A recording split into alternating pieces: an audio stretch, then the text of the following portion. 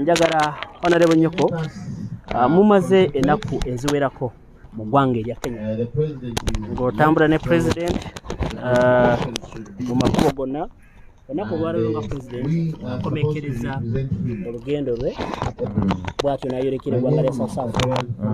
Omuntu ali ewaka agoberera Geto TV n'emikutu emirala ebiina wano atunuulira ebigenda mu maaso Kenya n'agamba I wish singa bino bibadde mu ggwanga lyaffe Uganda at least ensi n'ekirabako nti musobola kuba n'olukuŋŋaana bwe luti mu kibuga Kampala mu Makidye gy'otwala Nakaseke ne lubeera successfully. Briefly, what do you comment about the functions that took place here in Kenya? Okusookera ddala twagala okwebaza Mukama Katonda atusobozesa okumalako ennaku zino esatu ze tumaze e Kenya.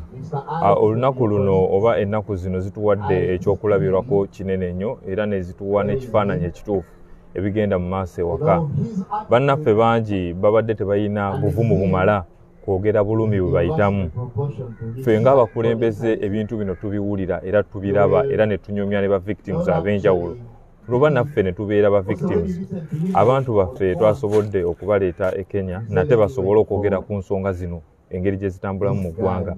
Obulyanke, okutta abantu n'ekiwamba abantu kye tuzze twogerako.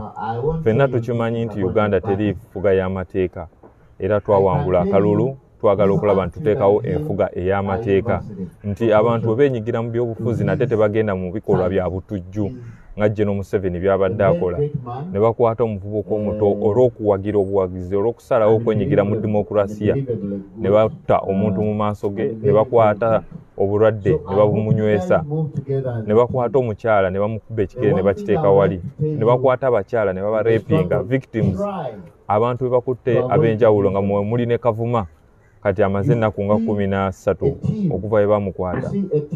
Bino byonna bisobola sitole zino okuvayo bulungi ng'abantu baffe tubaleese n'ebweru gye bawulirira safe okwogera ensonga zino kubanga e Kampala we tuba tuvuddeyo okubyogera ne media ezimu tezibijjaayo engeri gye tuba tubireese.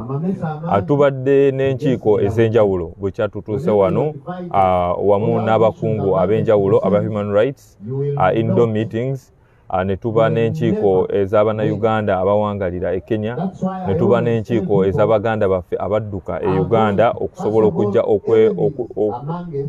okuyita mu kikangabwa ekyo kye baayitamu. Ne tuba n'enkiiko eri ebitongole ebya Nakyewa ne tuba n'enkiiko ne Bannakenya abaagala Uganda abaagala obuntu humanity first okulaba nti balumirirwa eggwanga oba ensi n'omuntu okusobola okubeera n'eddembe lye okubeera mu nsi ye nga mulimu nga bali accountable oba abakulembeze bali accountable eri abantu naye n'enfuga y'amateeka nga weeri.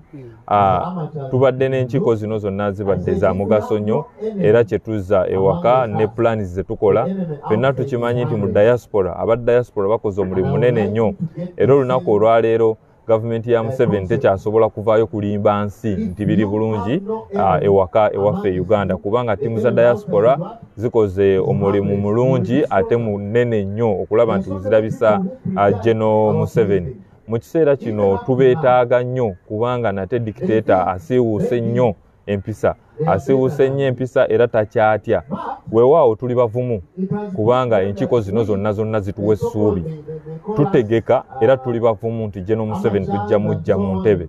Weewaawo tetugenda kuzikiza tugenda kusigala nga tukola buli kimu nga minisita wa presidency ne security tuyina abakosefu abaava okuva mu kalulu mpaka nakati be bakyakwata abayitirivu nnyo tukyakompilinga lists buli lunaku tufuna reports empya kubanga ate drones zazzeemu naye ate ffenna tukimanyi nti e Uganda tetulina judiciary ekola bulungi tetulina na parliament nze gye ntuula ekola bulungi kyekimu ne executive kyova olaba tugenda ne twogera ku nsonga zino ne zitavaayo. Twetaaga total change of the system, total change.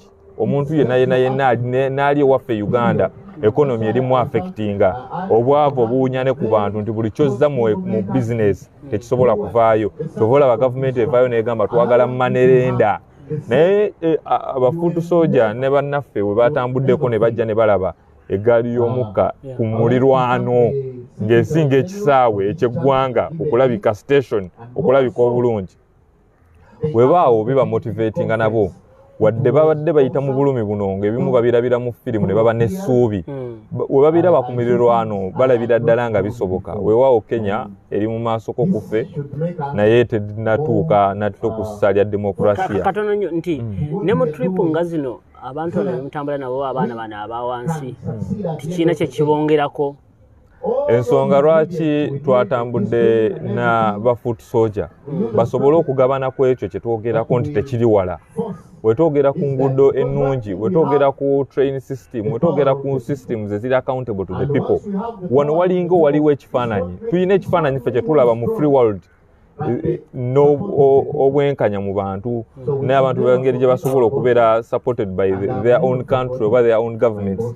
N'okulaba nti abantu basobola okukula with merit, n'okulaba nti enfuga y'amateeka esobola okuba respected, n'okulaba nti kitta abantu n'obwannakyemalira busobola okuba nga tebuliiwo egavumenti n'ekyuka mu mirembe.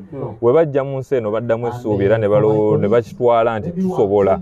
Weewaawo babadde babiraba mu sineema kati biri wano kumpi. Ensi ezitwetoolodde zonna zitusinga okuba advanced mu ngeri ya governance ne mu accountability mu bantu ne bye bakola infrastructure okulaba nti gavumenti estandinga ku pillars essatu ezirwaninga okulaba nti omuntu abeera obulungi mu nsi yaabwe. Ensi zino zonna ziri ku lugendo era ziimprovinze.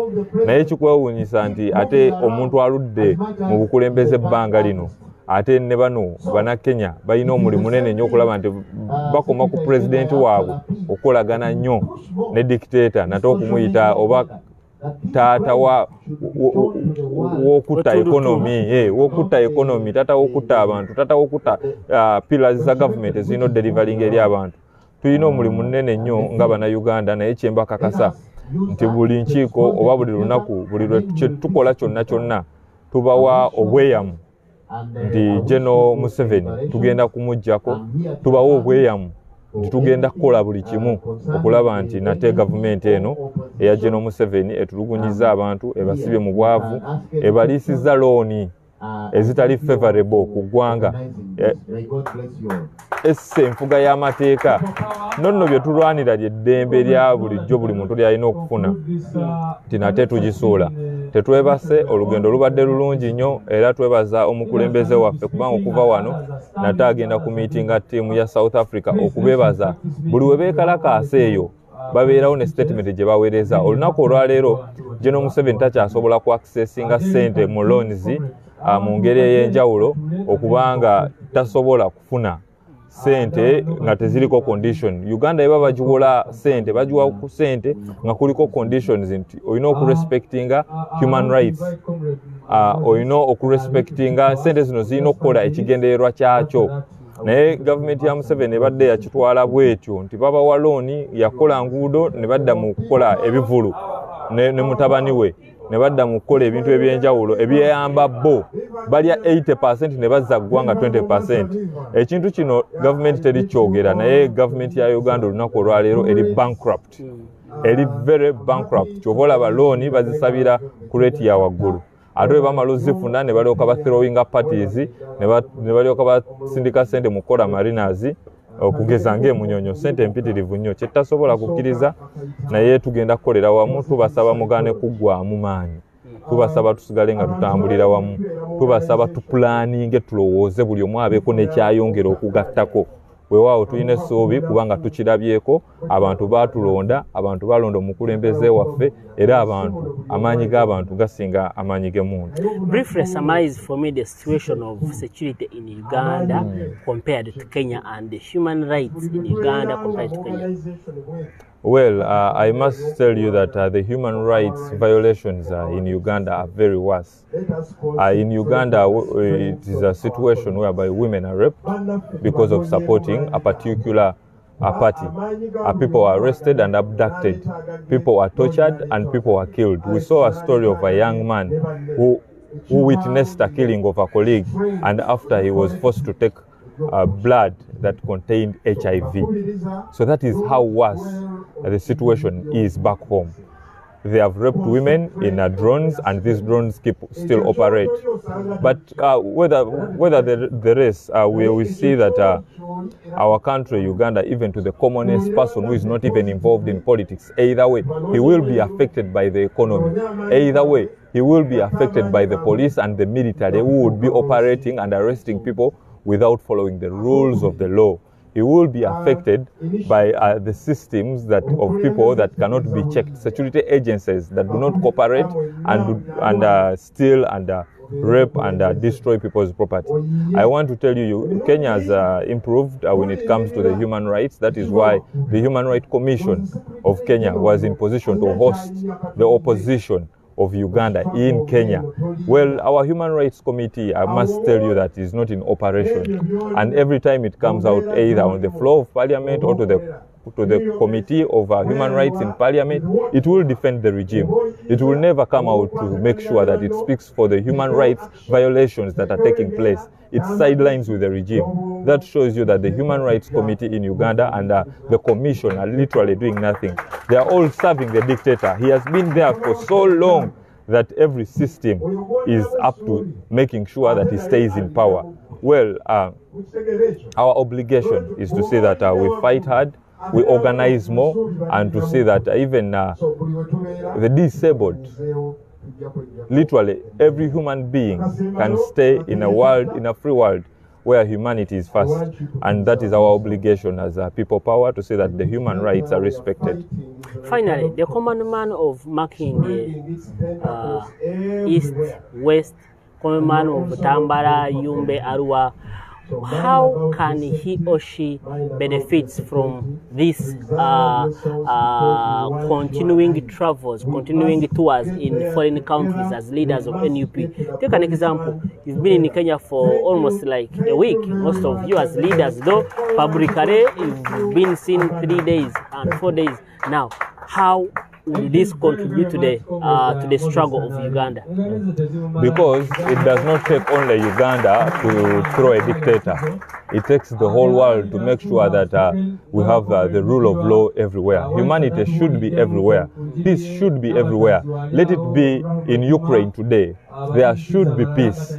Humanity should be all over the world. So we do not look at only where we do come from. But at the end of the day, we need these forces. Either way, Museveni, when he was fighting, he used and he organized from outside Uganda, because it's the only way we can organize better and discuss a few things that the state will not be in position to tap, and also to encourage our colleagues to join up and know humanity everywhere should be, even in Uganda as well. So the common person in Makidye is 100% benefits from the travels, from the connections, because at the end of the day, a lot of money and a lot of loans and donations and grants have been given to General Museveni. Neither does the common man benefit from it, because 80% of the loans, 80% of the grants given to General Museveni are literally stolen. They take 80% and decide to give 20% back to the system, or to not even 20%. But it's very surprising that our neighboring countries, so when leaders come and benchmark, this is more of like benchmarking. When we talk of human rights commissions, literally people back home may feel like we are talking of something that is impossible, because they have been oppressed for a very long time, and now they are feeling comfortable and to be silenced and keep quiet in such situations. Well, I must tell you that for the people we have moved with, they have seen a proper system, or an improving system of human rights and how people can live in a free world. Thank you, Honorable Nyeko, for your time, and we shall always have you on Ghetto TV for more engagements. Thank you for your time. Yes, for those of you who have been following us on Ghetto TV, I think it's the end of a 3-day conference. Has been a busy day since on 16th, and today is 19th. We've been really busy. We started from Nairobi, and yesterday we traveled to Mombasa, and today we're in Mombasa. We started with a human rights meeting in the morning. You had the president himself and the ministers and other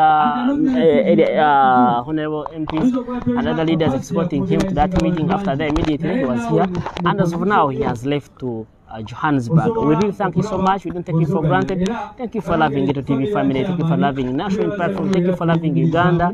Thank you for loving. Nice. To make sure that we liberate our country in Uganda, we are still meeting up different stakeholders in Kenya to make sure that we fulfill and arrange on the agreements that at the end of the day Uganda benefits as a country, but as well our neighbors feel free to see a united East Africa, a united Africa, and a more responsible world. So thank you so much. Let me leave you from here. It's really, we still have a lot to show you, but as of now, I should say thank you so much. Mwebale nnyo okutwagala era tubakiririzamu, mwebale nnyo tukiririzamu bangi webali naye oba olyawo ezo pages za struggle muzikiririzamu ate mutwamanyi. Really thank you so much. Munzikirize mbasibulire wano baganda bange bonna, Ronald Bugenyi, muganda wange Kalema, Daphne Kyakunzire, Sarongo Bwejire n'abalala bonna, Ashraf Kasirye, bwe twasaganyiza emirimu gino ne baganda baffe ku pages zirala, muganda wange Kavuma, muganda wange Mapu, Sobra n'abalala bonna bwe tukola tusaba tukolere wamu.